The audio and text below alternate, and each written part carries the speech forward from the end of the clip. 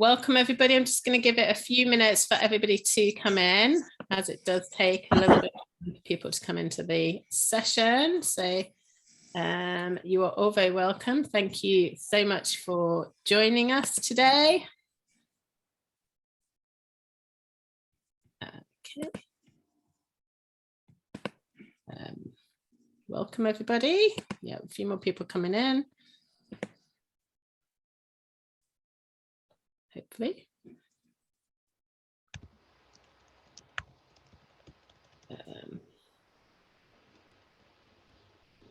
Okay, so welcome everybody joining. We've just got just going to let a few more people come into the room. This is the second in the series of 4 Amicus on Death Row webinar discussion evenings. So you're all very welcome. If you missed part 1, it will be released next month, so you can catch up on that, where I do give an introduction to Amicus and what we do. So I'm not going to repeat that, and you guys can check that out later. But in order to keep to time, I think we can give it 1 more minute, and then we're going to have to kick off and start the session, if that's okay. So I'm going to basically today, I'm just going to say thank you very much, everybody, for attending, and also thank you to our amazing speakers and discussion panel today. We are incredibly lucky to have such a wonderful panel today, and I'm going to pass straight on to John York to introduce them and himself. If you introduce yourself, that would be great as well. Thank you. Thank you very much, Margot. Yeah, I'm Professor John York. I'm the Director of the Centre for Human Rights at Birmingham City University, and a lifelong supporter of Amicus and the wonderful work that Margot is doing, and everyone else at Amicus. I teach the International Law module. Amicus is famous for helping so many barristers and solicitors and law students help those who represent people on death row in the United States. It's wonderful to support this UK charity, this amazing UK charity. So this is the second in our discussion series. Tuesdays was incredible. It was just so amazing just to hear Professor Luis Zapatero talk about art and the death penalty, and the Reverend Dr. Paul Edmondson from the Shakespeare Birthplace Trust.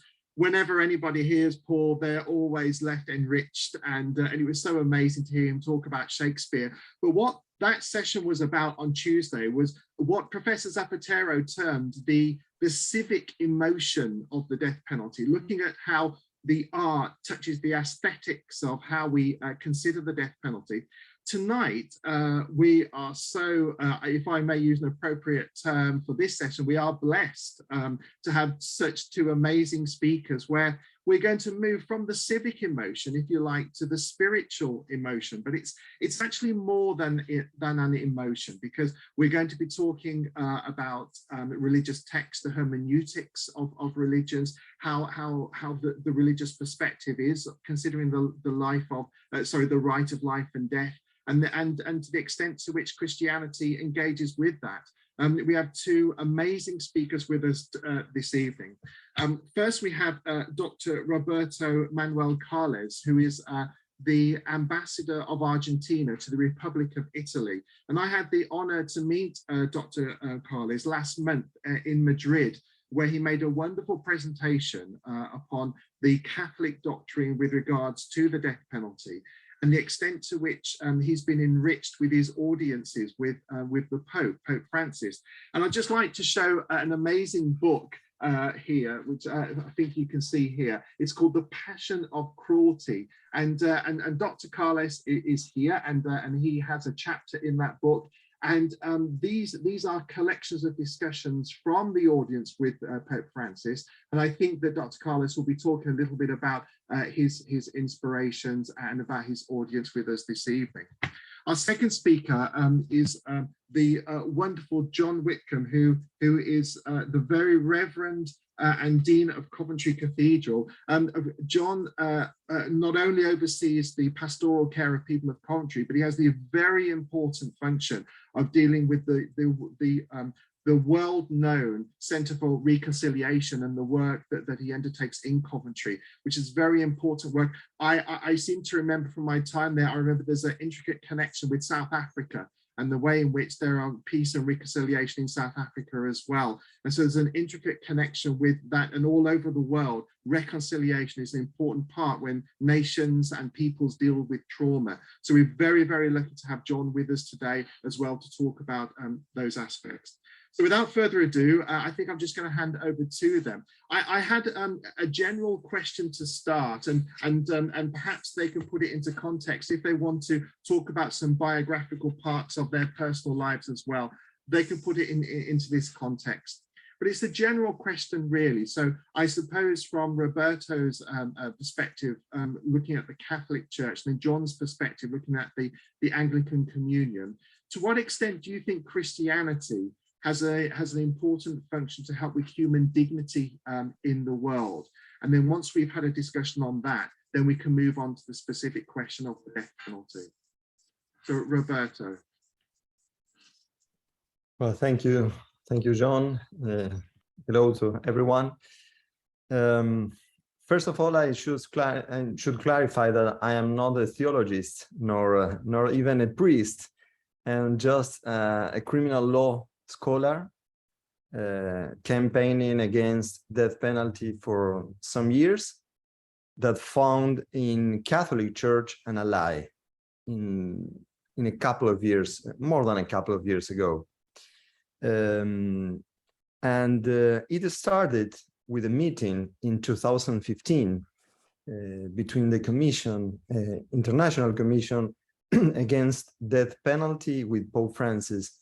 And going to your question, the speech that Pope Francis in that time pronounced began with the question on human dignity. Of course, it's a question that is related to the concept of Imago Dei, no? The idea that we are created as image of God. And but now, in these days, I think we have many challenges regarding how to defend human dignity inside faith and in our societies. You have to see, for instance, what is going on in the US inside Catholic Church around many subjects regarding human life, and particularly death penalty and the use of guns, for instance. So what I think, I just want to stress, I'm not a theologist, I'm not a priest, I am a criminal law scholar.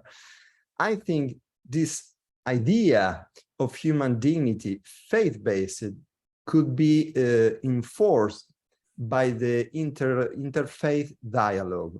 I think this is a very huge, a very important possibility we have now, because if every single religion campaign against death penalty from their particular point of view regarding human dignity, we can have some problems. But we have to look for the common ground.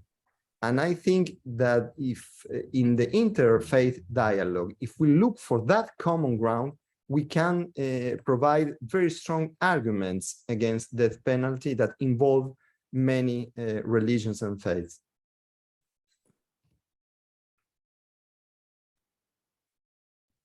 Thank you very much, Roberto. Over to you, John. Well, thank you. It's really nice to be here. And I think to try and, can I set the context of where I'm coming from now, John?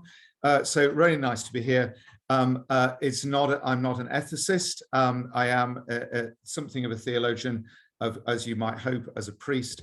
But what I bring to the conversation, I think, is very much rooted in my context. So I just would like to express that for a moment or two, if I can just share my screen.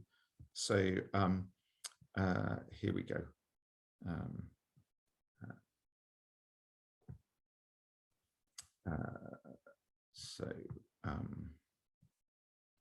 let's just see if we can get this started as a slideshow. That would all be great, wouldn't it?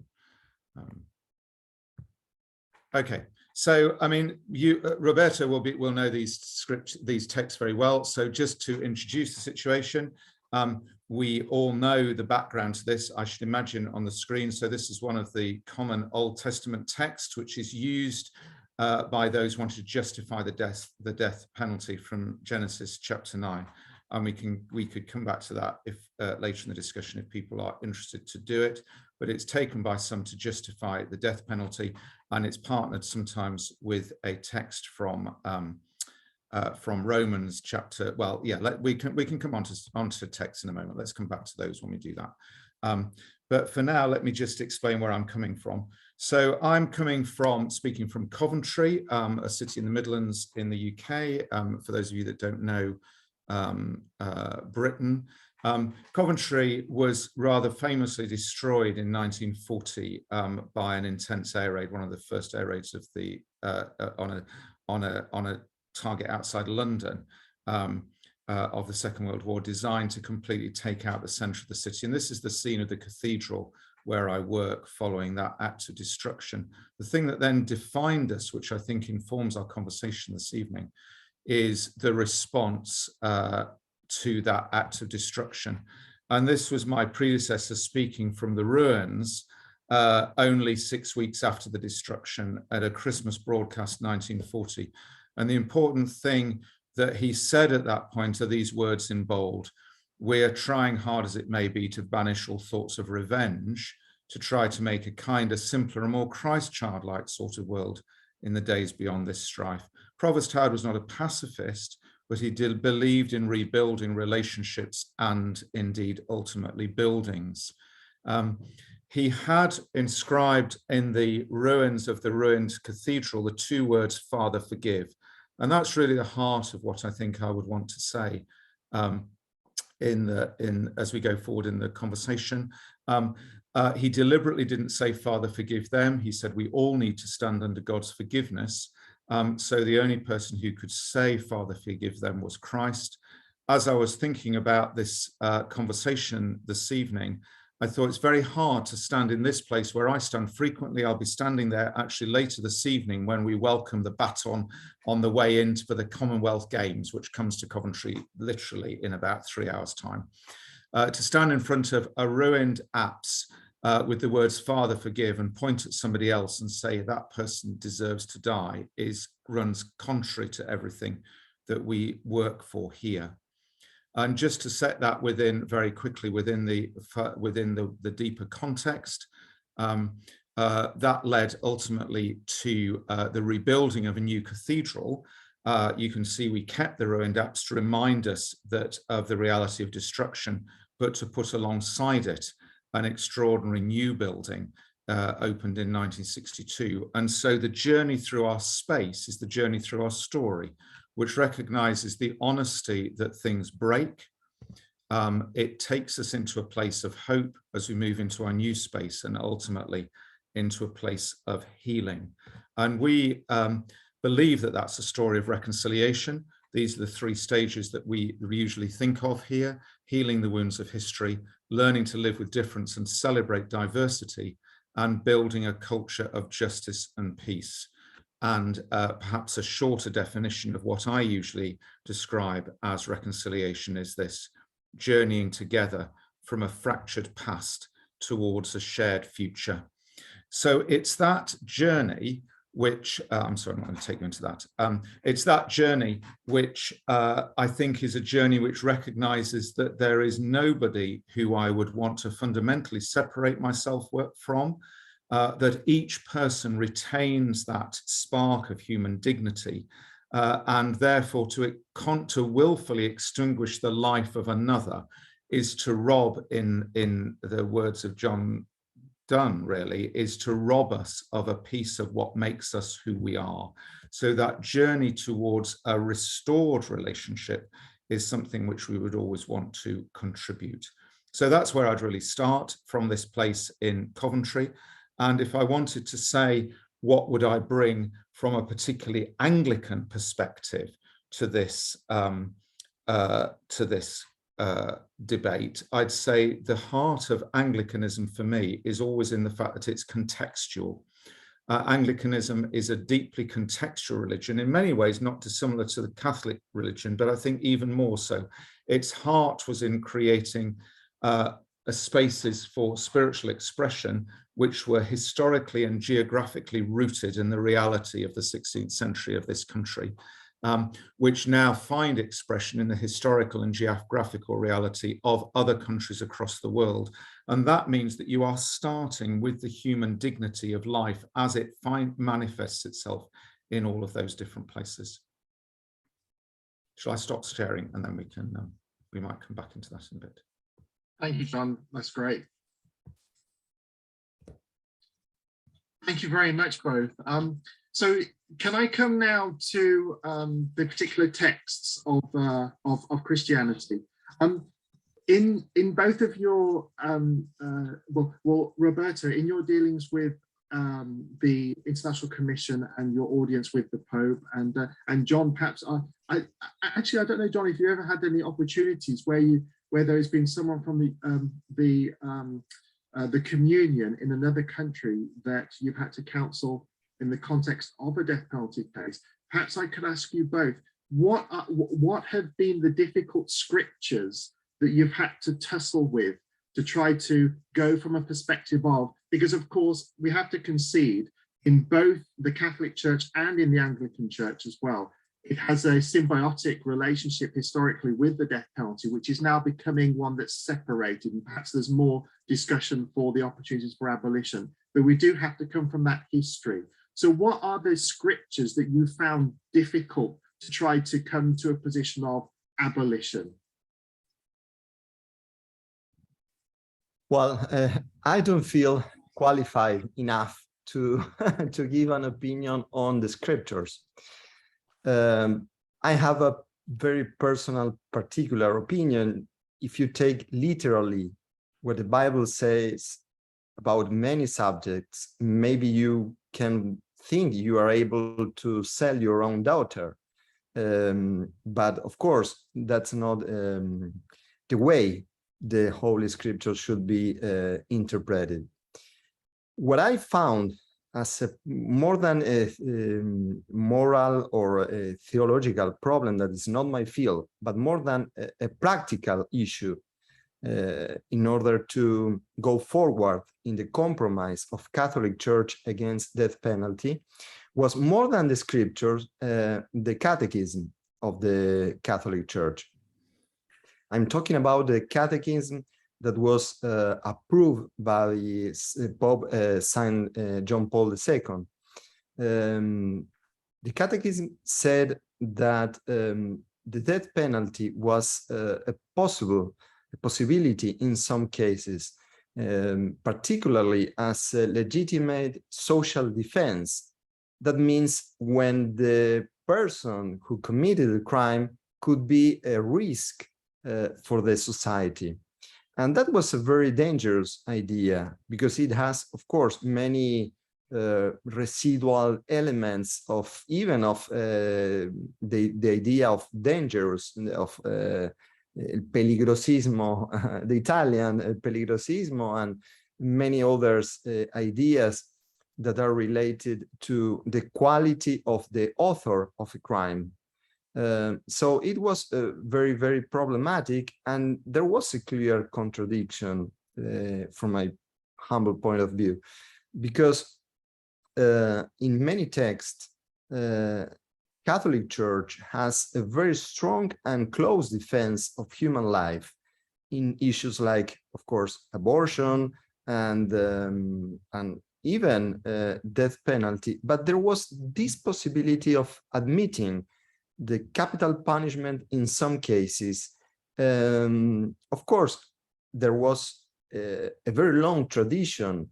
If you look not only in the scriptures, but also in the works of many of the patriarchs, in the patristics of the Catholic Church, you can find some elements defending capital punishment in many cases. So the main problem we found was not the scriptures, because interpretation is very complex, but catechism.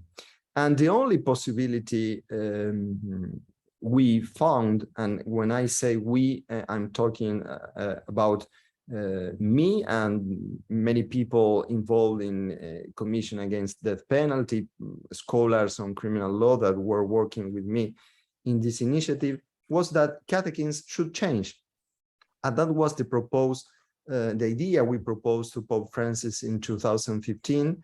And he said, he gave this task to a commission in the Holy See that started to work for a couple of years.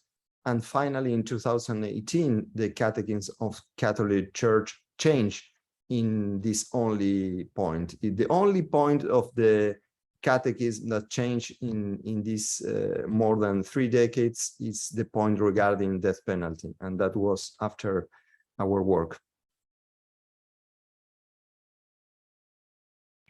Thank you very much, Roberto. John? So, I mean, shall I kind of bring these two things together about the scriptures and the position of the church, John? Would that be helpful? Because as Roberto's just done. We are not in the same position of clarity in the Church of England as you are in the Catholic Church, and which in some ways is a grace and a blessing for us, but it does mean that it's quite difficult to work out what the Church of England actually thinks.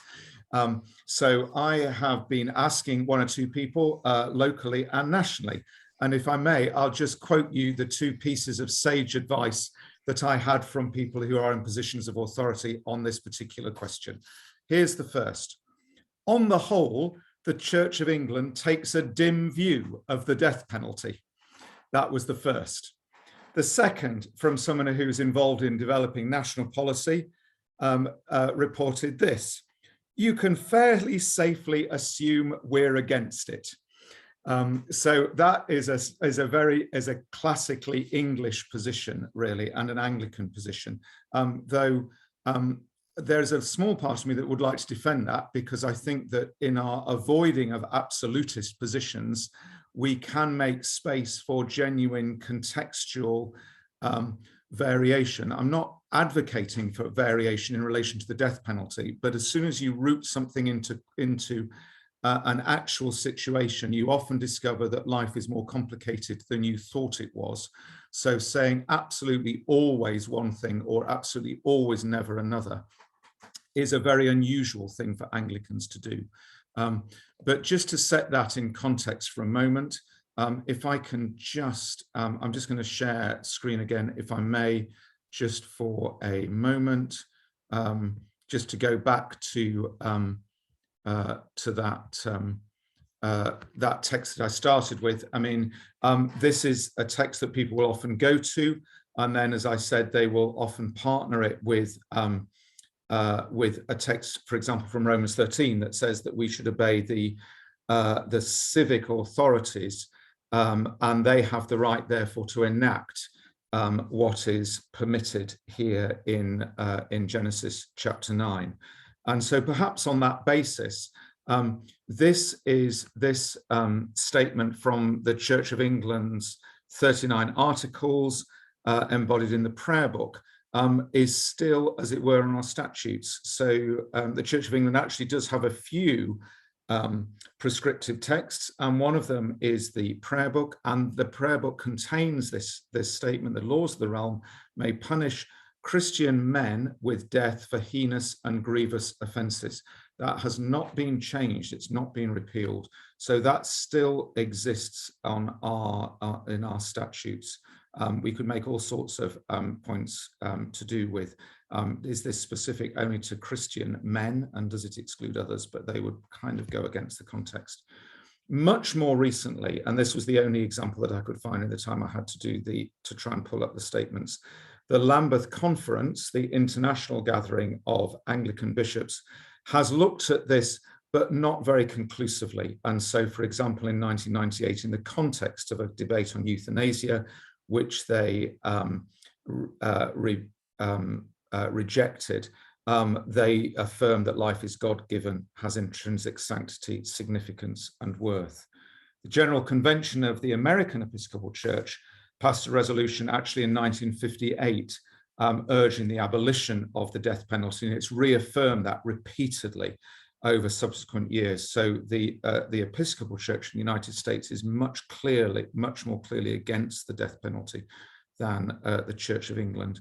But as I said at the beginning, the place where I would probably go, and many might go today in the church, in the Protestant church, is a passage like this from 2 Corinthians, which says that the heart of the gospel is reconciliation. It's very difficult to be reconciled with somebody who you are about to put to death.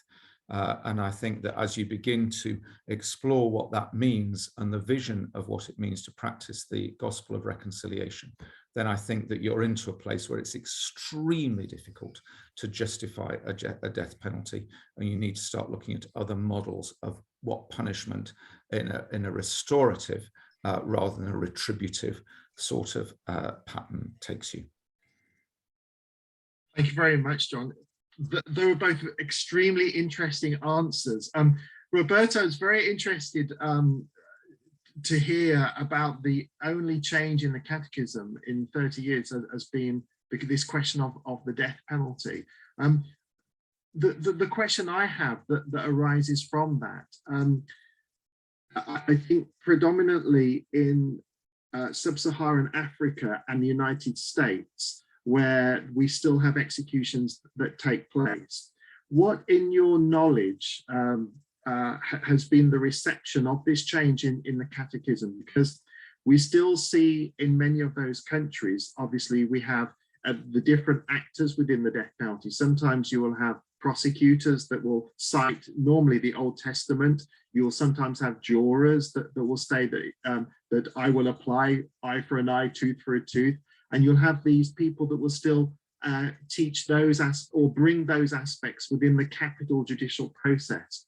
So this is a radical change in the Catholic Church. Do you know or have any knowledge, how has it been received in those countries that have the death penalty? Well, it wasn't easy, particularly in those countries you mentioned. In the US and in many countries of Africa.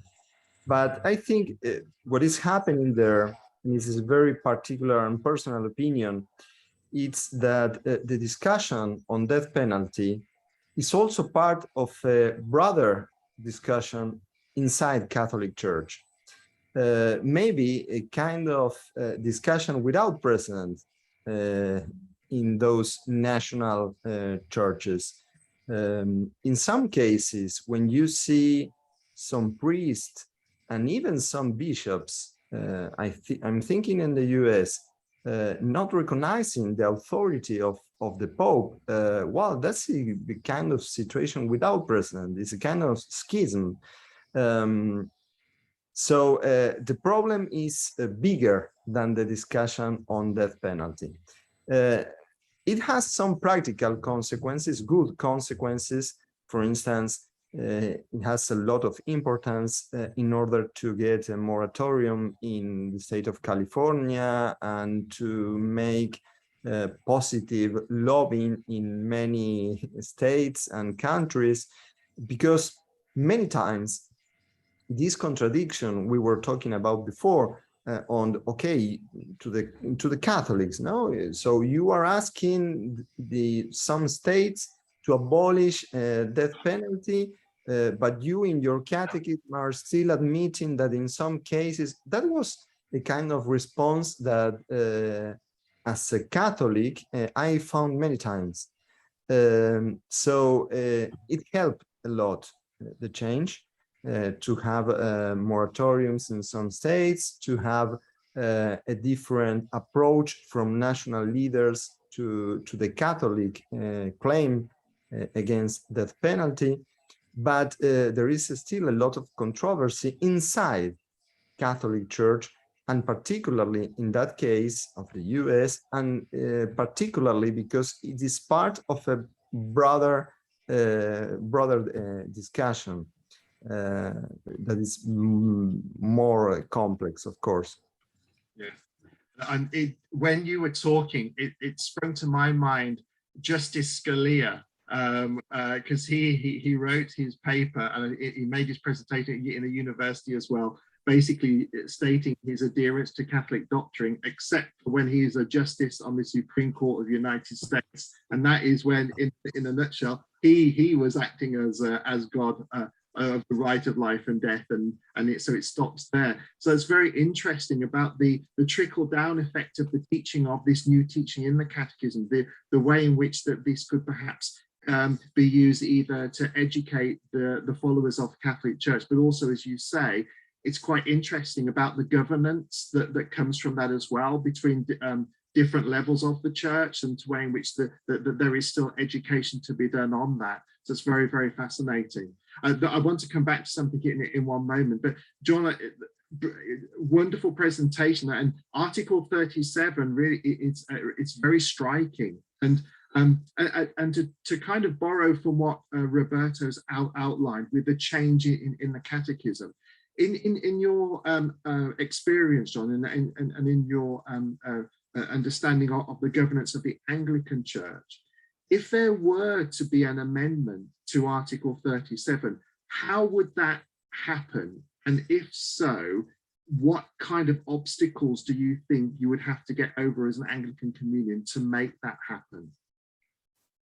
It's a really interesting question. So what we tend to do with those 39 articles, none of which have been amended since they were set in space. So we have a way of dealing with our historical texts in the Anglican Church where we talk about honouring the tradition as we have received it. And so we have a number of things in those articles which we don't strictly adhere to anymore, but we recognise that they're part of our authentic story. So I think it's very unlikely that there would be any appetite for amending the article. I think it would be easier to kind of box them into a historical context. And so we would recognize that this has been part of the teaching of the Church of England, but in a way, in a rather Jesus-like way, we'd probably want to say, but now I say to you, bearing everything else in mind, because we're quite good in the Anglican Church at saying this is true and this also is true, and these two things may be completely mutually incompatible. Let's face it, God does ordain women priests, God does not ordain women priests. Somehow we manage to get away with trying to say that both these things are true, and we hold that within our communion very problematically, I think. But then we bring it in the Church of England, we bring it into General Synod, which is our debating chamber, and we might bring a resolution could be brought. If a resolution was brought, which, for example, say the government in this country decided that bowing to public pressure, which has always been in favour of the death penalty, that the government decided to pander to the electorate to reintroduce that. And there was a debate about should the General Synod object to that and fight against it. Then you'd have the debate, and then people would say, amongst other things, two things would happen. There would be a massive debate on the basis of Scripture. And so it could become a debate between the conservatives and the more liberals. So the more conservatives might see this as just another attempt by the woolly, liberal, contemporary church to do away with the authority of Scripture. And let's face it, God isn't really interested in being nice to people. And I mean, I'm on the liberal wing of the church, so I'm probably not the best person to speak for the conservative wing. But there would be a move to resist any I think that sort of statement. The same group might well want to refer to the wider Anglican communion and say, well, there are actually Christians in other countries who believe that this is the right thing to do. So therefore, as the mother church, we should be sensitive to that. And we see, and for example, if Christians wanted to vote against the death penalty in countries where there are a strong Muslim and Christian population, Nigeria in truth being one of the obvious examples where that can become an excuse for civil violence, would it somehow contribute an excuse for more civil violence. So we do bear in mind the international context and the implication decisions that we take here in England. Great, thank you. Margot, I would just like to take this opportunity to see if there's any participants' questions. And I've got small questions that I'd like to ask, but I think it's fair that we could listen to our audience now, if that's good. Okay, hang on 1 second. Let me just see if we have anything. We haven't got anything in the Q&A. If anybody has a question, you can raise your hand using the hand raise function and I can grab you. We don't have anything at the moment, John, if you want to continue, and I'll pull up pre-questions. Okay, I'll just say to you, please feel free to put your questions in the chat, and then Margot can put those to our panelists. Okay, great. Coming back, what also is striking from Roberto and John, that obviously someone, I have to say I'm agnostic, so I'm not sure.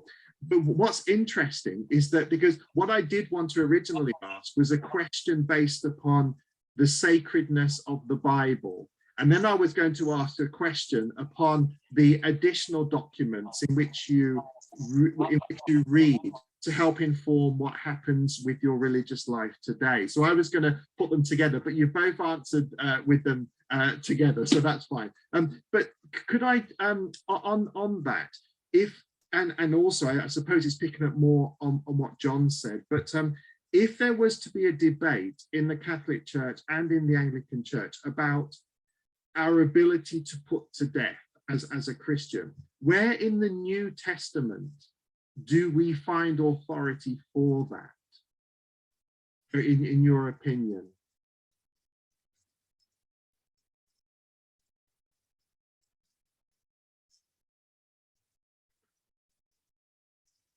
I mean, in a way, is it helpful for me to kind of have a go at that, just to kind of let Roberto off the hook, because he kind of cleverly said, I'm not a theologian, so I don't have to answer that. I think it's actually quite a difficult thing to justify from the New Testament. And so one of the interpretive challenges that we have is that how we interpret Scripture. We're very familiar with this, with many ethical debates, and not least around questions of sexuality, of human sexuality, which is the kind of classic case, really. And many of us, and I would say this, would say that we have to read Scripture as a whole. And so that means, to put it fairly simply, to read the Old Testament through the lens of the New. And so, so although Christ said, I have not come to abolish the law, but to fulfill it. You can take that to say, well, he doesn't abolish any of it, but actually he does take it on a journey. And you see the fruit of that journey, I think, in the New Testament. So I think the only place where you can easily go is that place that I've alluded to already, which is that Paul in Romans strongly reasserts the right of civil authorities. He says we need to obey civil authorities. He says they're God ordained, and essentially we need to kind of suck it up, to use a technical term. And that's given many of us quite a lot of difficulty over the years. And so, you know, in various pieces of legislation which we feel are prejudicial, perhaps particularly to the poor. What do you do about that? Some of the kind of in this country, the early imposition of council tax and various things at that point called poll tax, where we had massive debates around all of that. And should we urge civil disobedience? And so there were numbers of different views on that. But that is about the only thing that you can do in order to try and justify that. I think it's much easier to go to unearth texts in the New Testament which would undermine the appropriateness of the death penalty. However, if you can just give me a second, I think to kind of widen the debate out, so that rather than going just for the death penalty, we set it. If I can just set the whole debate within the debate around just war, which Roberto will, I'm sure, have something to say about this, because I think that one of the arguments which I understand has been put forward within the Catholic Church, and certainly has been put forward by Anglicans engaging with the latest development in the Catechism, is if you're going to take an absolutist position on the death penalty, does that actually lead you to another of what might be one of Pope Francis's positions, that of pacifism?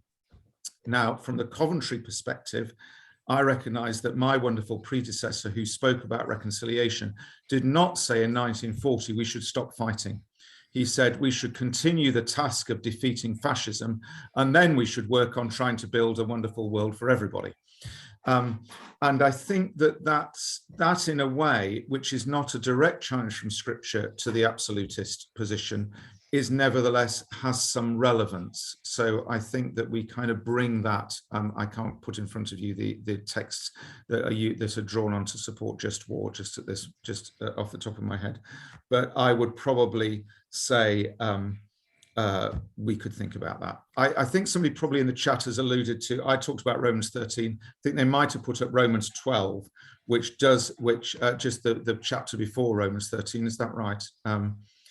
Which says, Romans 12, I've got it jotted down here for reference. Do not repay anyone evil for evil. Be careful to do what's right in the eyes of everybody.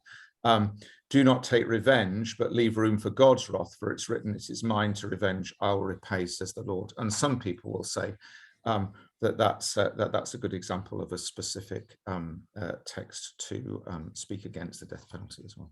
Yeah. Thank you so much, John. Roberta, do you have any response to my question? If not, it's okay, because Anna has put a question. I can read that out.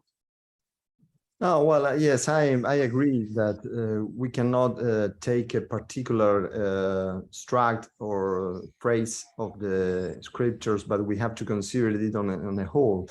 And if we look for the speech that Pope Francis pronounced to the International Association of Penal Law in November 2019, he expressed an idea, not quoting a phrase of the scriptures, but saying that it was in a part of the speech where he was making a strong statement in favor of restorative justice.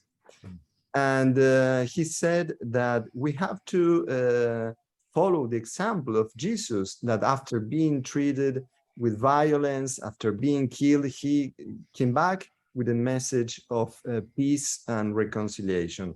So I think that's the idea that is in the heart of the scriptures of the New Testament, and that we have to follow more than a particular phrase or tract. Thank you very much, Roberto. And just want to say something about the consequence of this absolute position regarding pacifism. Well, I think Pope Francis is very close to a pacifist position himself, but the doctrine and his magisterium as Pope and the Catechism didn't change regarding war. I think a Catholic Church won't change its position on what has a state to do after suffering an aggression from another state, for instance. So I think it's clear that it's a different debate for Catholic Church, what has to do with punishment in a state of law, and what has to do with the war, the concept of just war, that is another issue to discuss maybe in another meeting, and the capacity and the possibility of self-defense of a state when it suffers an aggression from another state. I think we have several different issues there. Saeed Mohammed Adil has asked a brilliant question, but it actually ties into how I was going to conclude our session together. So Saeed, I hope you'll mind it. I'm going to reserve your question for the end. I hope that's okay. Please give us a thumbs up or a thumbs down in the chat. I'm going to come to Anna's question now. Anna Draper has asked, an eye for an eye is something people say to me quite often as a justification for the death penalty, particularly people living in the Bible Belt states in the United States. What do you say to people who take that phrase literally?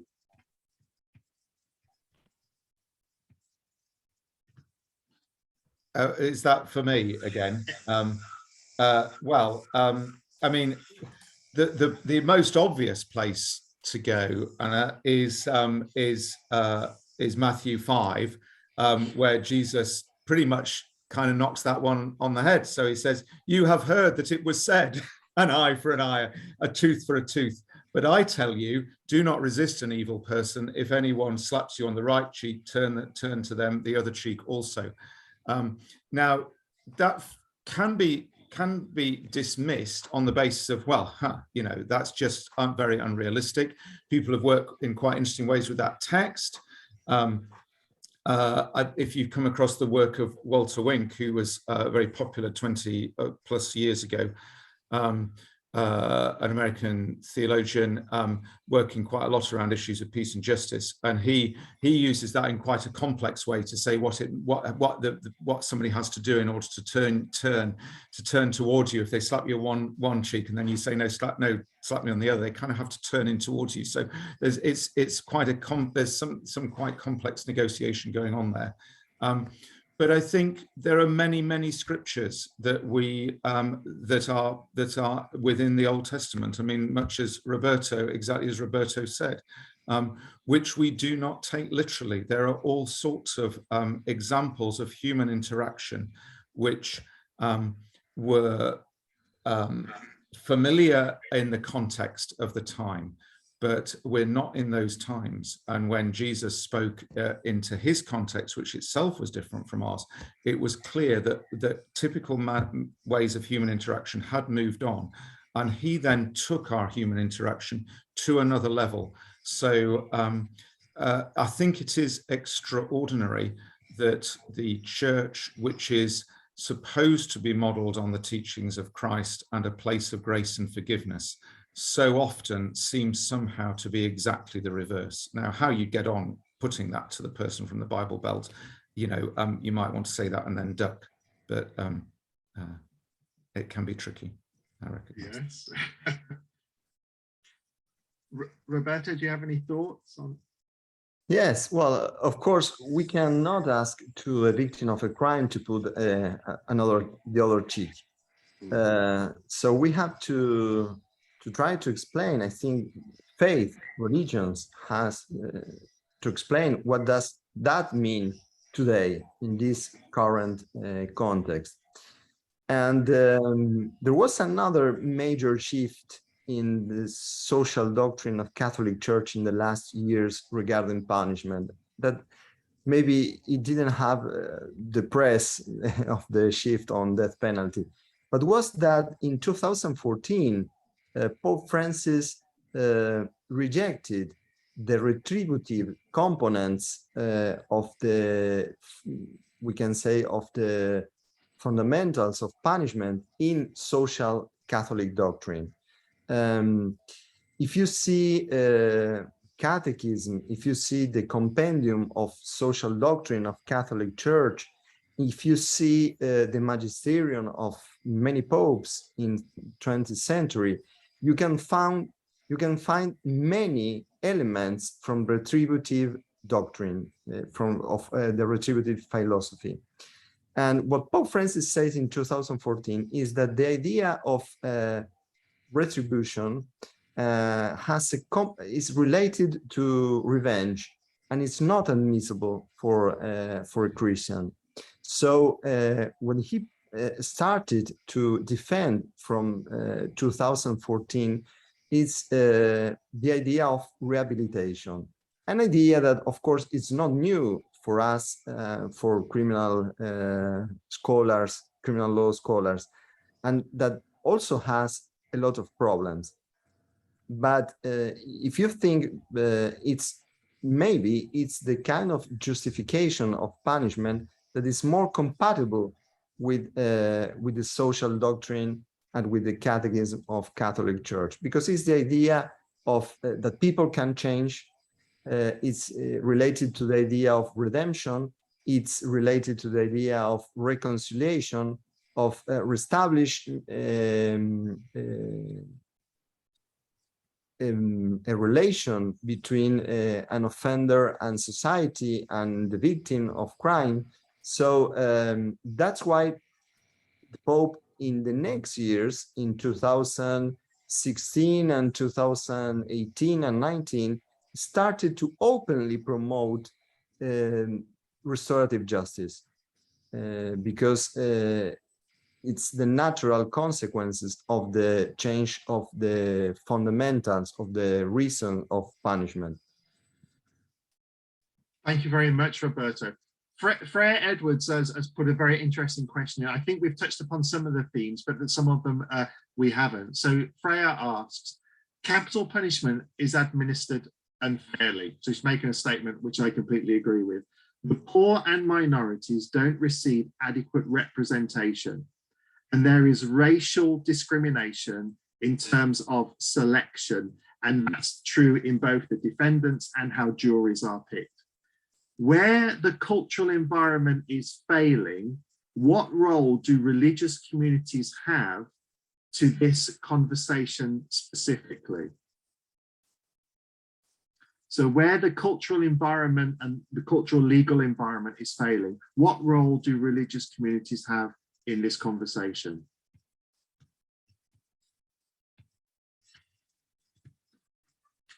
Well, I think talking, of course, of Catholic Church and the papacy of Pope Francis, his idea of the church as a hospital field and of going to the peripheries of the world and the existential periphery has a lot to do with that.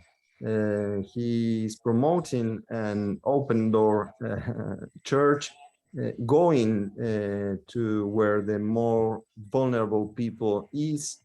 And of course, then there are a lot of challenges in the particular churches, in the local churches, in the parish, because this doctrine, this message has to be practical, have to be enforced, we can say. So I think we have a church that is looking to the margins of society, that is very concerned about the risk of vulnerable people. The Pope himself, in his first speeches on criminal issues in 2014 and 2015, spoke about the selectivity of criminal systems. So in the very tradition of critical criminology. So I think there is a clear message of Catholic Church in this moment, and a huge challenge in local churches and parish inside Catholic Church to go in the line of this message. I mean, I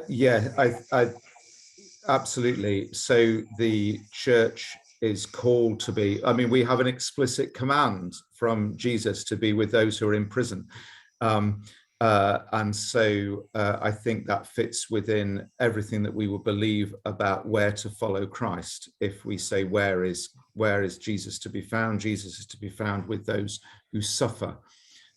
So I think it is, whether there's a distinction that we could make between individual Christians and indeed people of other faiths and the institution in relation to Freya's question. And I think we probably have a part to play in both respects, because many of those who will, for vocational reasons, go into prisons and to be with those who are at risk of capital punishment on death row will be motivated by faith. I mean, apart from anything else, to sustain that kind of work means you have to draw on some kind of spiritual sustenance, whether it's in a traditional religious line or some other means. You need to find some means of keeping that kind of thing up. And so I think quite often you'll find that that's what the church is doing. There are individual people of faith who will be supporting those who are at risk of capital punishment. Institutionally, that's where the voice of advocacy, I mean, we'll come on to this a bit again, perhaps in the last question, but what role has the institution of the church got to make a voice known in the public square, which is always seeking to call governments to account and to call out examples of prejudice. I think that's where we'd be. Yeah. Thank you very much, John. We've had a statement from one of our members of our audience, Sunny Jacobs, and she'd like to make a comment. Sunny, are you off mic? Join as a panel. You should be. Oh.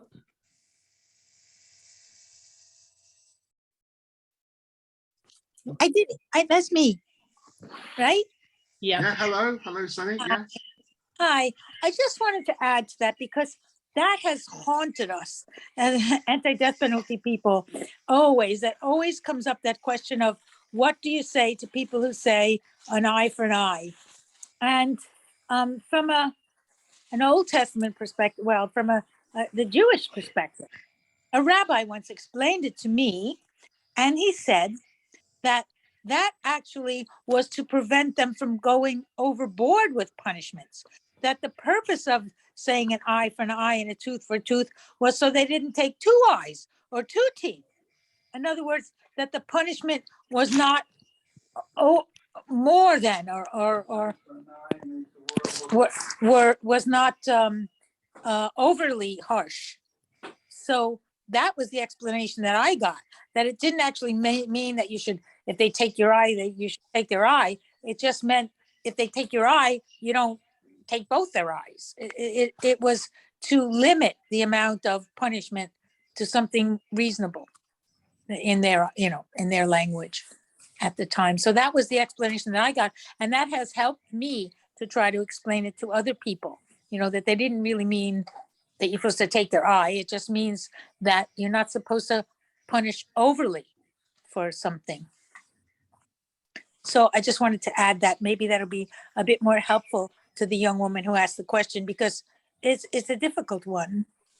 So I think if she can back up her New Testament research with that, it might be more helpful.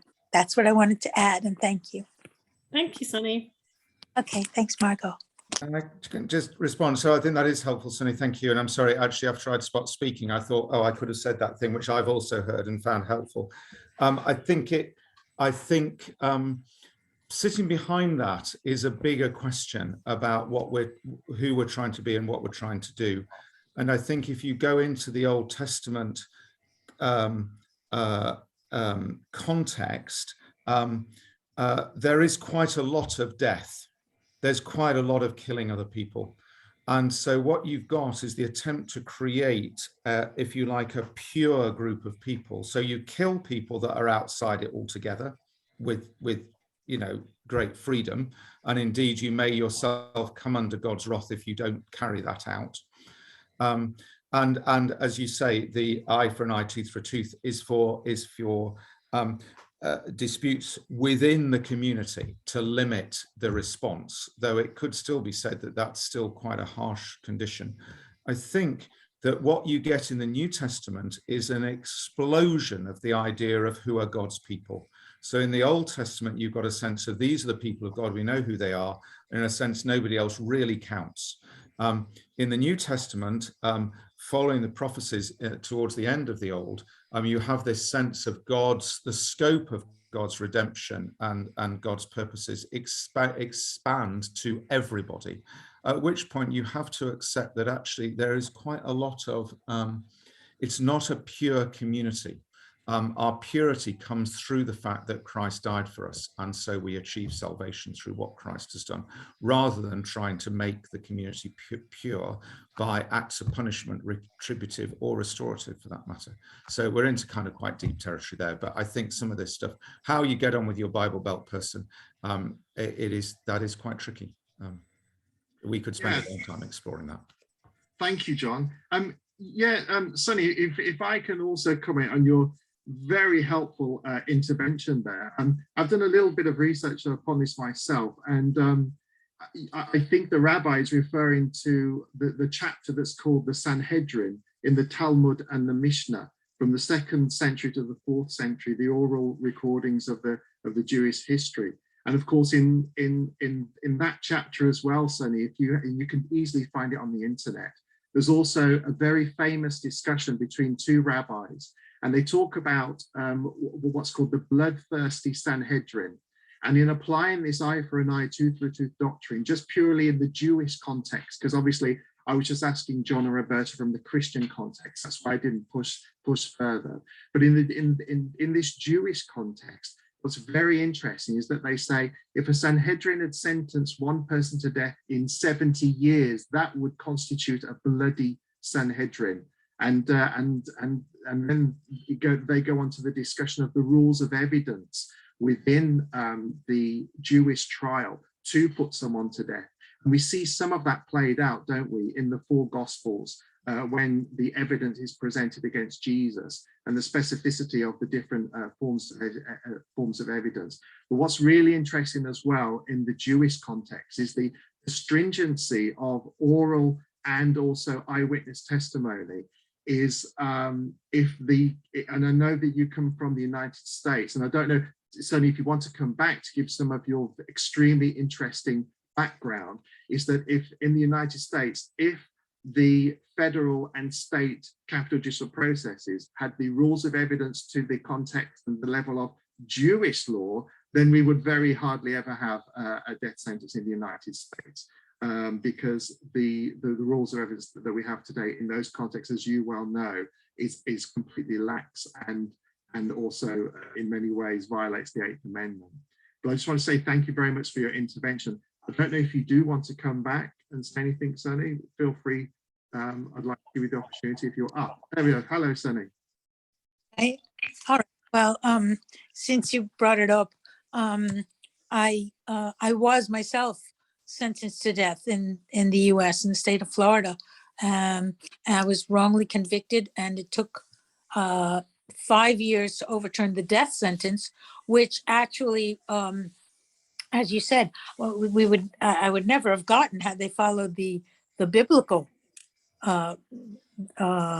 rules of evidence, which maybe is a discussion for another time. Actually, it has great relevance, for the people who do believe. That would be very interesting to have that discussion. But then it took it took 17 years altogether to finally uncover the evidence that had been hidden from the beginning, that proved that I was innocent, and also my husband at the time, Jesse Tafero, who didn't live long enough to see the evidence uncovered and was executed in a botched execution that everyone heard about at the time. And actually they stopped using the electric chair for quite a while as a result of that, and then started bringing in these lethal injections. So yeah, I sort of have firsthand experience with both sides of the question, and being the accused, and then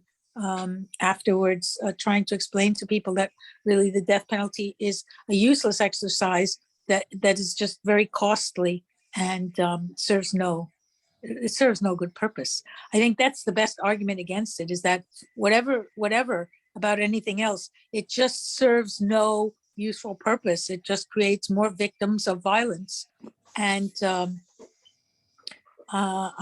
that's I think the main thing. So that's, anyway, I thought I should say something since you brought it up. Yeah. No, thank you very much, Sonia. It's wonderful to see you. Yeah. Thank you. Okay. Are there any, let me just see if there's any other questions, and then from our audience, see how we're doing for eye for an eye. Okay. Okay, yeah. Oh, sorry. Yes. Sorry. No. You're good. You're good. I think we've gone through the ones that have been coming in, except for Fayed that we were leaving to the. Okay. So we've got a question from Ella, and that I think does relate to Saeed's question. So Saeed, thank you for your patience. I know that you sent your question a little while ago, and perhaps I think we can, I'll read them both out, and because they are connected, and then we'll allow John and Roberto to answer those. So Saeed asks, do you think that religion, or at least the electorate's religiosity in certain places, hinders progression for a potential future abolition of the death penalty?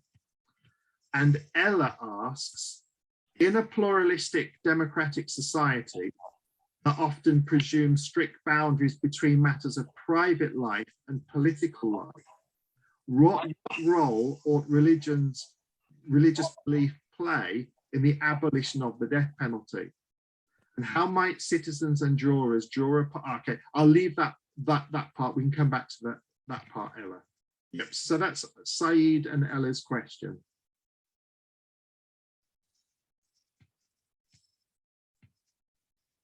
Who'd like to go? Roberto. Well, of course, I think it could be religion, and different cults and religions and faith could be an important ally for the cause of the abolition of death penalty. Of course, in my country, Argentina is a laic country. We are for the separation of church and state, but it doesn't mean that, of course, Catholic Church has a very strong presence and influence in the public discussion, because we are predominant Catholic state. So it's an opinion, it's a very important opinion that can be part of the discussion, and it's heard by the ones who take decisions. So I think it's a very important actor in a wide public discussion. That's the role institutional religion should have. I think. I wanted to say something about retaliation, because it's interesting what Sunny said before. Of course, the idea of proportionality in punishment, that is one of the main ideas of the criminal theories of the Enlightenment time, comes from that, comes from retaliation, comes from the idea of an eye for an eye. And so if you see the last text of Catholic social doctrine on punishment, you can see that retribution, it's not more the main reason for punishment, but the element of proportionality is still there, because I think it's a kind of legacy of retaliation to the Enlightenment, the idea of proportionality in the punitive response from the state. Thank you, Roberto. Yeah, well, thank you for those questions. I really like, Said, the way that you have expressed your question about, do you think that religion, or at least the electorate's religiosity, hinders progression for future abolition of the death penalty? Because it really raises the question of what's going on with people who are culturally religious, and for them maybe, so I'm being very judgmental, which of course is one of the things that I should not be as a Christian, but for those for whom, shall we say, participating in religious rituals, going to church on a Sunday is an expression of I need to be really careful how I put this, but I'm probably going to say it anyway, of a traditionalist mindset. And if we say that a traditionalist mindset is perhaps more culturally likely to support the retention of a death penalty, it may become associated with a religious practice, and I have to accept religious belief. But actually what's going on in there is a whole package of culture. So I think it is true. I have to accept that it may be those who are religious or exhibit a certain religiosity who may stand in the way of progression on these things. I mean, I hope you'll forgive me if I just take the example in Britain of the government suddenly deciding that it was going to introduce a legal provision for same-sex marriages. As they introduced that legislation, part of it was a specific exception for churches. So churches were not allowed to introduce same-sex weddings, whilst they were allowed in other parts of the national life. And that was obviously in order to safeguard the sensitivities of the religious. Now, actually, many of us who are religious would want to see that happen. So I think that, but it's a kind of, it is, I think, a real similar example. So it would be rather strange if we somehow found that a state introduced or removed the prospect of the death penalty, whilst retaining it for Christian men. To take the statement of the Church of England's 37 Articles, wouldn't it be a strange provision if it was possible to execute a Christian on at the behest of other Christians, but not possible to execute anybody else? But in a way, that's almost the import of your argument, I think. I think, I mean, that does relate a little bit to Ella's question. And I think it also, I think, illustrates the fact that we have to recognize that institutional and personal religiosity can be a force for what I might call good, or a force for what I might call harm. And we perhaps have to accept the church is a human institution, and so maybe that's inevitable, but it's not straightforward. I hope that the weight is on the force for good side, and we see evidence of that. Again, there's so many parallel examples. The ultimate abolition of slavery is a good one. Slavery was justified by the church for centuries. And then it is true that perhaps some of the energy in this country, at least the abolition of slavery, did come from committed Christians. But as they were pushing for that abolition, there were other also Christians who were opposing it. So it's never straightforward. Can I push you on that, John, a little bit? Okay. So, earlier you said about you didn't want to try to create, or you feel that there is a tendency to not want to create an absolutist position with regards to the death penalty. It sounds as if there's been an absolutist position with regards to slavery, which I would hope so. It would be in accordance with the law as well. So it would be good for the church to have an absolutist position on that.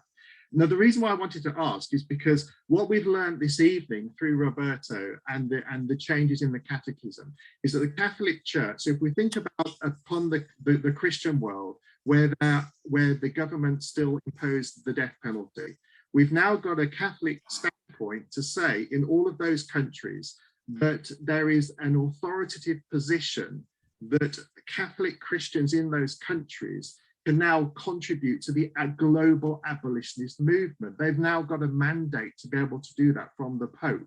You know, they've got this, and I know that Roberto and Lewis and have been really talking a lot about this and writing about this, and that's a wonderful thing. What about the Anglican Communion?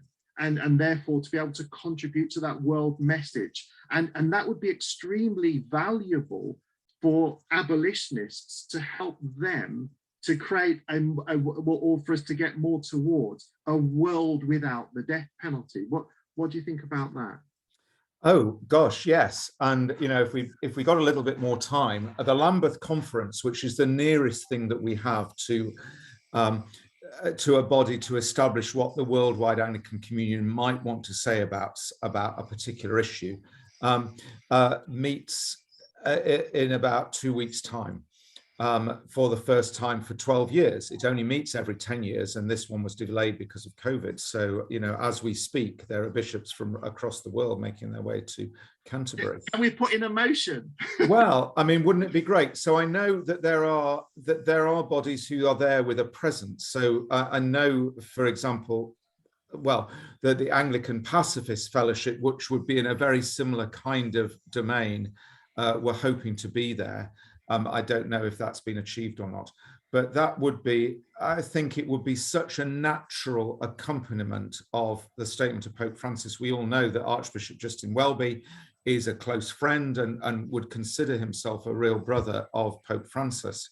So I think politics are complicated in this thing. The fact that the Episcopal Church made a lead on this back in 1958 may mean that other parts of the world, the global majority, would be a little instinctively wary about climbing onto a movement which they might perceive as being pushed from the United States. That's a political reality which makes its way into, understandably, into that sort of environment. But it would be really great. And yeah, I could think of some people just to have that conversation with. Could we ask you to I'll make a note. Champion the cause? I do know the Archbishop a little, but I also know people that know him well. So and I have some good friends who I think would be very much in this area. Well, the World Abolitionist Group, we're very grateful to you, John. Yeah. Okay, could I ask all attendees, if you have any final questions, to please put into the chat room. I'm going to move the direction a little bit to the last rites and the importance of having a minister or a person of faith with someone on death row or at those last moments. Because in the United States Supreme Court, in a case called Ramirez versus Collier, which was decided earlier this year, this is a case from Texas, and Ramirez wanted his minister to not only pray, but at the same time lay his hands upon him as he was being the moment just before it being executed. But the Texas protocol did not allow for the personal touching of a condemned man during the moment of execution. The Texas protocol did allow for prayers, but it didn't allow for the touching of the condemned man. This case went all the way to the United States Supreme Court, and the US Supreme Court held for Ramirez. They stated that he would have a right to have that personal practice of religion based on the First Amendment, which is the Amendment of Freedom of Speech. So they attached it to that amendment. John and Roberto, just in your opinions, how important do you think it is to have ministers of your faith with people at those times, to comfort them at those difficult times? And if there were, and I know we've talked about adhering to the law of the land, but if there were any laws of the land to prohibit that, what would your opinions be of those? Well, I think it's really important. I can talk about my experience in Argentina, in Argentinian prisons, where Catholic and evangelical churches had a strong presence, and they are really, really helpful in order to work with inmates that realize they can change. So that's very, very important. Regarding death penalty, well, I'm not sure if we have to pay more attention to ways to make it more human, because of course there are no way to make capital punishment more human. There are cruel ways to kill a person, and there are less cruel ways to kill a person. But death penalty is cruel, but it's nature by definition. So of course, I think it's an important part for any human existence, but it's different the role it can have in prison in order to go to be the company of an inmate in a process of a normal punishment, and it's very different what he can do when it's in the death row. I think yeah, it's different issue. Thank you, Roberto. I mean, that has to be the case. I think there is an interesting challenge that very often the punishment that is imposed is somehow done in the name of God, which always seems to me to bring a really complex dynamic into what's going on. And whenever I see this portrayed in film or in literature, I'm always caught by what seems to be a really odd juxtaposition of somehow the judicial system will quite often invoke God in what it's doing. And so to bring the priest into that seems to me to be complex. And if I was the person about to be executed, I might feel quite conflicted around that. However, saying all of that, it seems to me that what a priest or a minister does is keep saying to this person, you are a person, you are a child of God, at exactly the moment when the system has said you are a non-person. You know, that famous phrase about dead man walking, the priest is there to say, no, you are not dead, you are alive, and may hold out some hope or promise or assurance of eternal life. I think that's one of the things why the minister is there, to continue to affirm the humanity of the person who's facing death.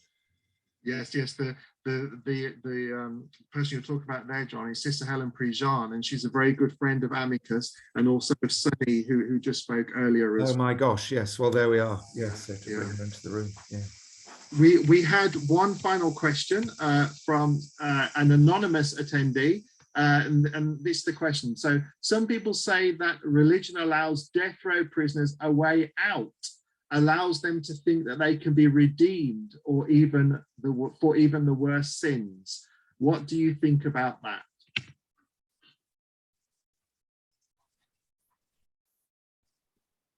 I think it's more for John, the question. Thank you, Roberto. I can you just say the question again, John? Yeah, sure. Yes. So the question is, some people say that religion allows death row prisoners an out, allows them to think that they can be redeemed for even the worst things. I think what this question is referring to is that during the Enlightenment, especially in Spanish Inquisitions and things like this, so if you die now, that this allows you better passage into the afterlife, and so it's that kind of thing, I think. Yeah, and maybe if you accept it, then I mean, I was just wondering in what respect this, you know, this is being said. Is it a conditional, if you repent and die, then you've got the potential of redemption, or is it not that? And I think I mean, there's a whole theological background to that. And one of the major questions behind that is, for someone to achieve redemption, is it necessary for them to make some sort of statement of repentance or faith before they die? And that would be a traditional teaching. I think it seems to me that to offer that to a death row prisoner is to impose a tremendous burden on them at a vulnerable time, and would be incredibly inappropriate, probably, unless, of course, there was a death row prisoner who felt that they actually did want to unburden themselves of something. So it's always difficult. What if you ask an Anglican for opinion? It's a bit like asking a rabbi, really. You'll get 5, and that's before you even bring anybody else into the conversation. So my take on this is, as we die, we come face to face with Christ, and we have the opportunity to receive, or not, as we wish, Christ's gift of salvation. At the point of death, we enter into a kind of a place outside time. So it's not like we have that one instant to make this decision. So I reject any suggestion that we have to make any kind of statement of faith before we die. I do believe that when we die, we find ourselves in the presence of a loving and accepting God, whose love we may decide or not to receive. I think one of the great, we're into a whole different argument here. One of the arguments against universalism, and it's a very thin one, is that you cannot force love on anybody. People have to willingly receive love. But other than, with that small exception, place myself in a universalist position, and that would be something that I would bring into an encounter with somebody on death row. Thank you very much, John. Would either of you like to make any final comments?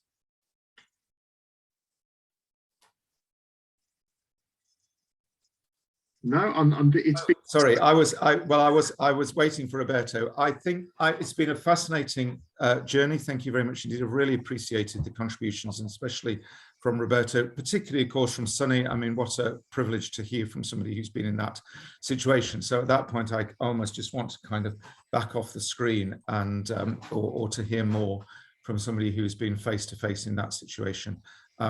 I've found it helpful. I will take that debate further into Lambeth Conference.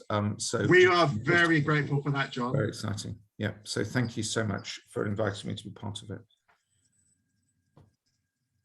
Thank you, John, and thank you, John, for inviting me to this conversation. You are very welcome, Roberto. Thank you so much. It's been such an enriching evening, and I hope that that you've enjoyed it. Thank you so much for joining us. Margot is now appeared, so I'm hand over to Margot. Thanks very much, Margot. I just want to say thank you so much. It's been a wonderful discussion. Thank you so much for everybody's contribution, and especially to Professor York, John, and Roberta as well, for all of those fantastic. And again, yes, thank you very much, Sunny, for making a little guest appearance. Great. I just want to also mention, seeing as Sunny was there, big congratulations to Sunny, who's receiving her honorary doctorate next Tuesday. Very looking forward to attending that at Brighton University with her. So just as soon as you're there, thank you very much. Thank you. Add something. When I just thought of it while the professor was speaking. I think if people heard from the children of people who had been executed, they couldn't possibly be for the death penalty anymore.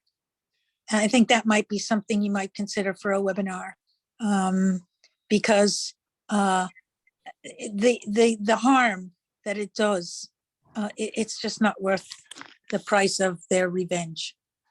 And I think they would have to agree if they heard from the actual children of people who've been executed, regardless of whether they were guilty or not. Yes, that's a wonderful idea for another series of webinars. I think we've spoken about that before, yeah. So we will get on to that for the next series. Thank you so much, Sunny. Yes, and again, thank you so much to everybody for this evening. It's been really fascinating, and thank you for the wonderful questions that have come up. Really great. And we will see you next week, hopefully, sorry, John. Yeah, no, next week, yes, we have healthcare. So we have doctors on death row next week. So we're talking with Professor Deborah Deno from Fordham University and an etiologist from Emory University, Joel Ziva. Both of them are leading experts in the United States on the presence and the ethics of doctors being involved in the death penalty. Yeah, so yeah, next Tuesday. Yes, wonderful. So we will hopefully see everybody then. And thank you again, and good night.